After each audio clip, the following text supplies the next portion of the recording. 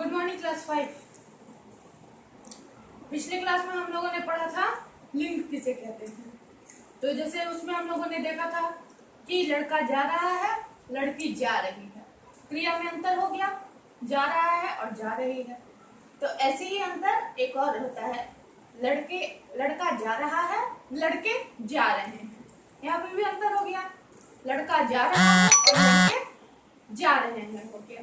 तो ये अंतर जो होता है, जा रहा है और जा रहे हैं, ये अंतर कहलाता है। ये अंतर हो रहा है हम लोगों को कैसे?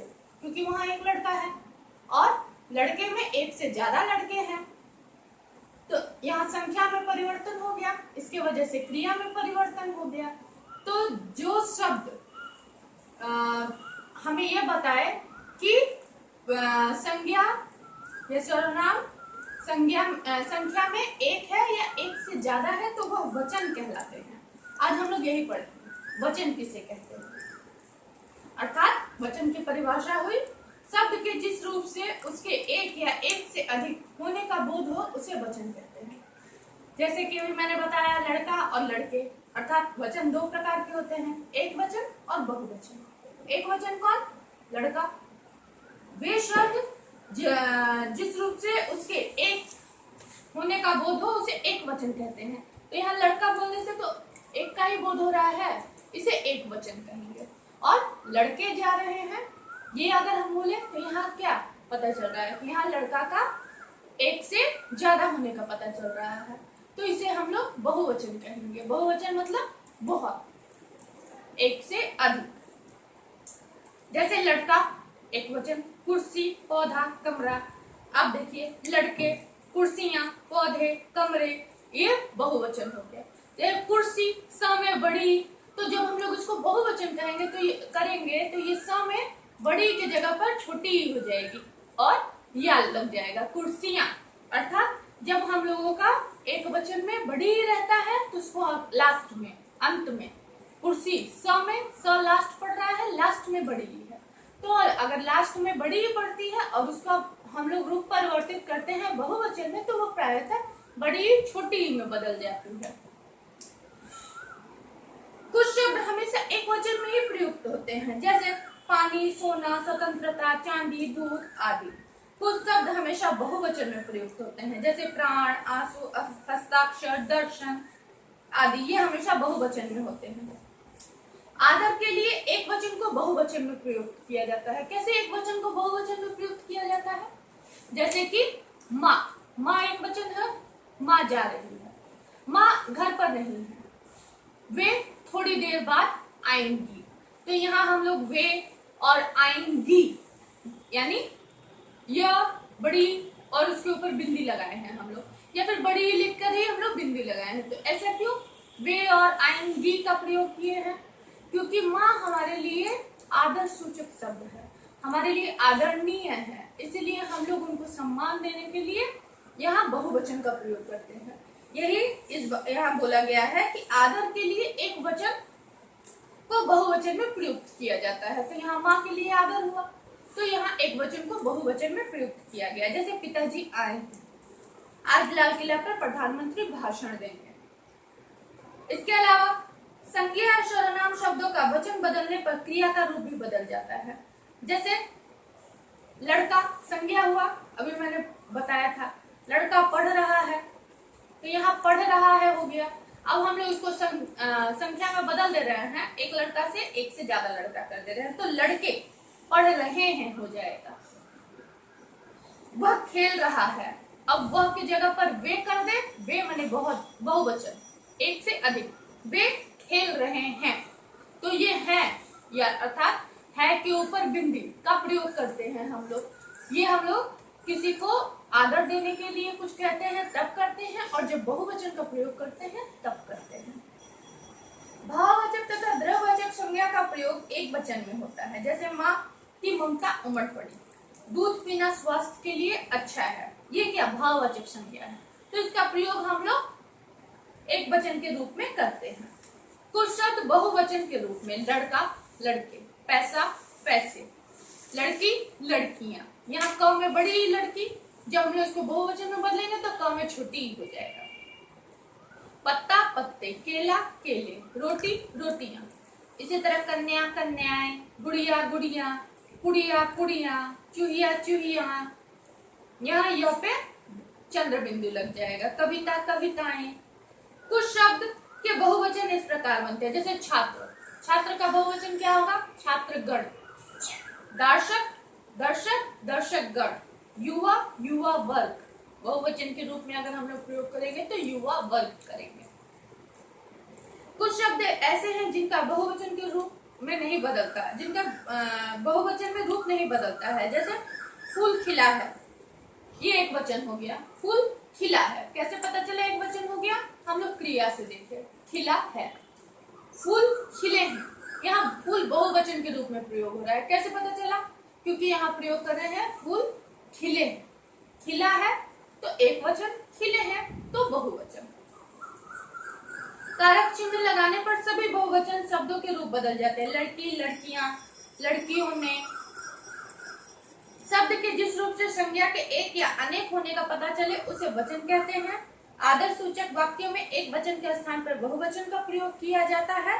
भाववाचक तथा द्रव्यवाचक संज्ञाओं का प्रयोग एक वचन में ही होता है। तो इसके बाद मैं एक वर्कशीट भेजूंगी, वो आप लोग करिएगा कॉपी में उतार के। अच्छा, यहाँ अभी हम लोगों ने पढ़ा कारक चिन्ह लगाने पर सभी बहुवचन शब्दों के रूप बदल जाते हैं। अब ये कारक चिन्ह क्या होता है? कारक चिन्ह हम लोग जब कोई बात बोलते हैं तो का, के, की, में, पर, और, रा, रे, री, ये सारे इन सारे शब्दांशों का प्रयोग करते हैं, इन सारे शब्दों का प्रयोग करते हैं। तो ये शब्द क्या कहलाते हैं? ये शब्द कारक चिन्ह कहलाते हैं। वाक्य में संज्ञा या सर्वनाम के जिस रूप से उनका संबंध क्रिया से स्पष्ट किया जाता है उसे कारक कहते हैं। वाक्य कैसे बनता है? संज्ञा या सर्वनाम, कर्म और क्रिया। तो संज्ञा जैसे कि लड़का, उसका संबंध क्रिया से जब स्थापित होता है उसके लिए जिन चिन्ह का हम लोग प्रयोग करते हैं वह कारक कहलाता है। जैसे नेहा पढ़ रही है, दिव्या, पिताजी ने लता को पढ़ाया, तो यहाँ पिताजी ने, लता को, ने को, ये होता है कारक चिन्ह।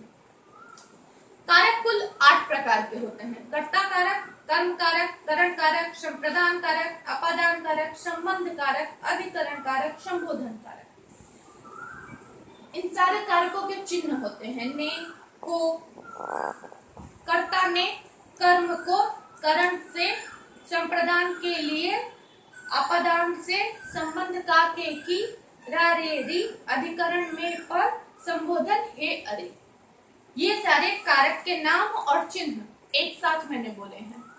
ये आपके किताब में ये चार्ट दिया होगा, आप लोग उसको पढ़ लीजिएगा। ये सारे चिन्ह आप लोगों को याद रखने होंगे। तो मैंने कहा कि कारक 8 प्रकार के होते हैं। सबसे पहले कर्ता कारक। कर्ता कारक किसे कहते हैं?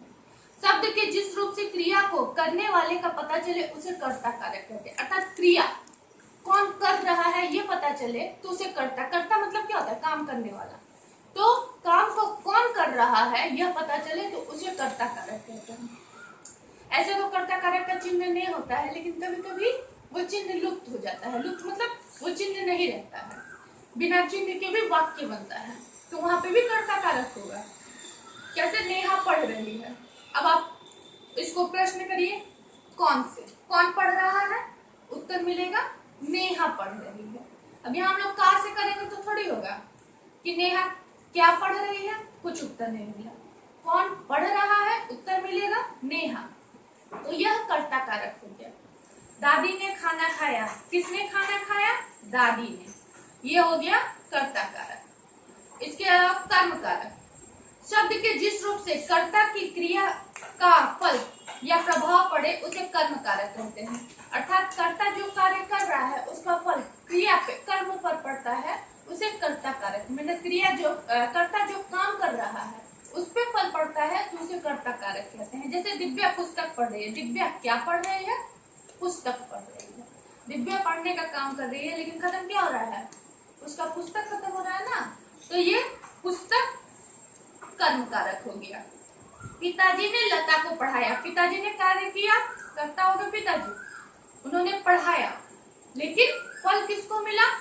लता को मिला, तो लता को कर्म कारक हो गया। यानी कि यहाँ पर को जो चिन्ह है वो कर्म कारक का चिन्ह।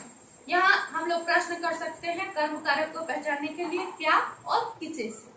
कर्ता कारक को पहचानने के लिए कौन और किसने। करण कारक क्या होता है? करण कारक उसे कहते हैं जिसके माध्यम से हम लोग कार्य करते हैं। जैसे मैं साइकिल से विद्यालय गया, तो मेरे विद्यालय जाने का साधन क्या हो गया? साइकिल हो गया। तो यहाँ से शब्द करण कारक हो गया, क्योंकि साइकिल के द्वारा मैं कार्य को कर रहा हूँ। मैं कलम से किताब लिख रहा हूँ, तो मैं किसके द्वारा किताब लिख रहा हूँ? कलम के द्वारा। तो यहाँ कलम के द्वारा करण कारक हो गया। अरुण गेंद से खेल रहा है, किससे खेल रहा है? गेंद से। व्यायाम से शरीर स्वस्थ बनता है, किससे शरीर स्वस्थ बनता है? व्यायाम से। तो यहाँ हम लोग किससे करके अगर प्रश्न करेंगे तो वह करण कारक होगा, या फिर हम लोग ये देखेंगे कि क्रिया किसी के माध्यम से हो रही है तो वह करण कारक कहलाता है। संप्रदान कारक क्या होता है? जब हम लोग किसी के लिए कोई काम करते हैं तो वह संप्रदान कारक कहलाता है। जैसे मैंने अपने सहेली के लिए कलम ली, तो यहाँ मैंने कलम ली, कर्ता मैं हो गई, क्रिया मैंने किया, लेकिन वो कलम किसके लिए था? सहेली के लिए था। ये संप्रदान कारक होता है। माँ काव्या के लिए दूध ले आई, माँ दूध ले आई, लेकिन किसके लिए ले आई? काव्या के लिए ले आई।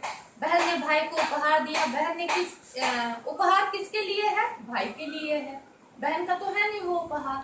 तो जब हम लोग किसी दूसरे के लिए कार्य को करते हैं तो वह संप्रदान कारक होता है। अपादान कारक क्या होता है? जब एक चीज दूसरी चीज से अलग होती है उसे अपादान कारक कहते हैं। जैसे पेड़ से पत्ता गिरा, पेड़ और पत्ता अलग हुआ, ये अपादान कारक हो गया। हिमालय से गंगा निकली, हिमालय और गंगा अलग हुई, ये अपादान कारक कहलाया। या फिर हम लोग अगर किसी की तुलना करें, जैसे पीयूष से अमन लंबा है, यहाँ पीयूष और अमन का क्या हो रहा है? तुलना हो रहा है ना, कि कौन किससे लंबा है। पेड़ से जामुन गिरे, किससे जामुन गिरे? पेड़ से। मेरे घर से पार्क बहुत दूर है, किससे पार्क दूर है? घर से। इसके अलावा संबंध कारक। संबंध मतलब क्या होता है? संबंध स्थापित करना, रिलेशन, अर्थात शब्द का वह रूप जो एक संज्ञा या सर्वनाम का दूसरे संज्ञा या सर्वनाम से संबंध स्थापित करता है उसे हम लोग संबंध कारक कहते हैं। जैसे यह मेरी बहन है, तो यहाँ पर मेरा और बहन का संबंध स्थापित हो रहा है, लेकिन एक और कैसे पता चलेगा?